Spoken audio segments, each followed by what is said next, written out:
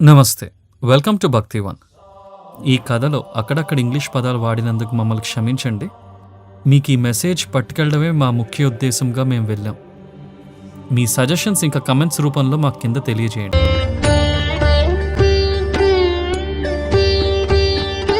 మేము మా వీడియోస్లో తరచుగా సనాతన ధర్మంలో మీకు తెలియని స్టోరీస్ మాత్రమే కాకుండా వేదిక్ ఫ్యాక్ట్స్ కూడా చెప్తాం with scientific and logical explanation.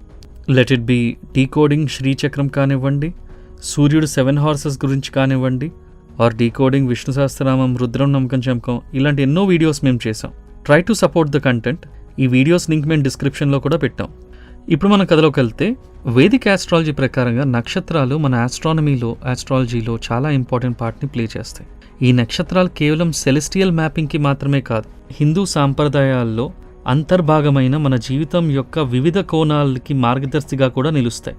ఇది మన జీవితాలను ప్రభావితం చేసే దైవిక శక్తులుగా కూడా నిలుస్తాయి.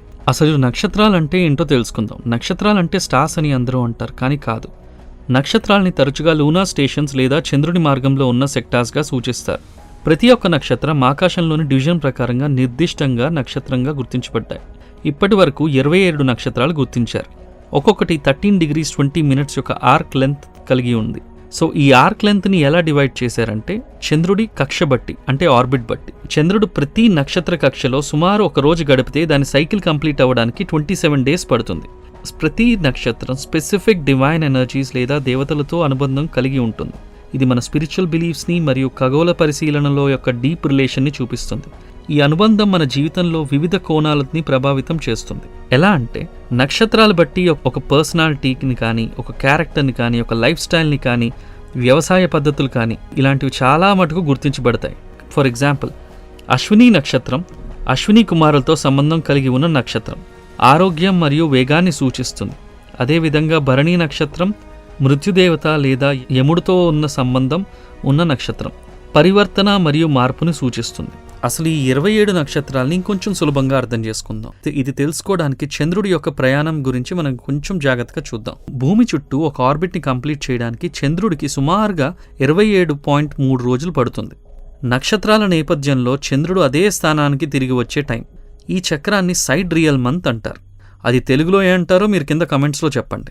మన పూర్వీకులు ఈ సైకిల్ని చాలా కేర్ఫుల్గా అబ్జర్వ్ చేసేవాళ్ళు మరియు రాత్రి ఆకాశంలో కనిపించే ప్రముఖ నక్షత్రాలు లేదా నక్షత్ర సమూహాల ఆధారంగా చంద్రుడు ప్రయాణించే ఖగోళ మార్గాన్ని సమాన భాగాలుగా విభజించారు.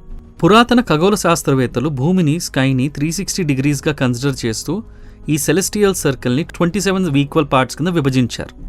ప్రతి విభాగం ఖగోళ గలంలో సుమారు 13 degrees 20 minutesని కవర్ చేస్తుంది. ఈ డివిజన్ మూన్ యొక్క పొజిషన్ని ఇంకా దాని మూమెంట్ని ప్రాక్టికల్గా ట్రాక్ చేయడానికి హెల్ప్ చేశాయి. అసలు మీకు ఒక డౌట్ రావచ్చు, 27 ఎందుకు, 28 ఎందుకు కాదు? సో కొంచెం బ్రీఫ్గా చెప్తాను. ఆస్ట్రానమికల్గా చంద్రుడు ట్రావెల్ చేసే మార్గాన్ని 27 పార్ట్స్ కింద డివైడ్ చేస్తే, ఒక్కొక్క డివిజన్ని క్యాలిక్యులేట్ చేస్తే 13 degrees 20 minutes కింద వచ్చింది. అంటే దాని ఆర్క్ లెంత్. ఇంకోటి ఏంటంటే 27 నెంబర్ మన వేదిక్ ఆస్ట్రాలజీ కూడా బాగా ఫిట్ అయింది. మోడర్న్ ఆస్ట్రానమికల్ అబ్జర్వేషన్తో కంపేర్ చేసుకున్నా కూడా ఇది చాలా సైంటిఫిక్గా కూడా మ్యాచ్ అయ్యాయి.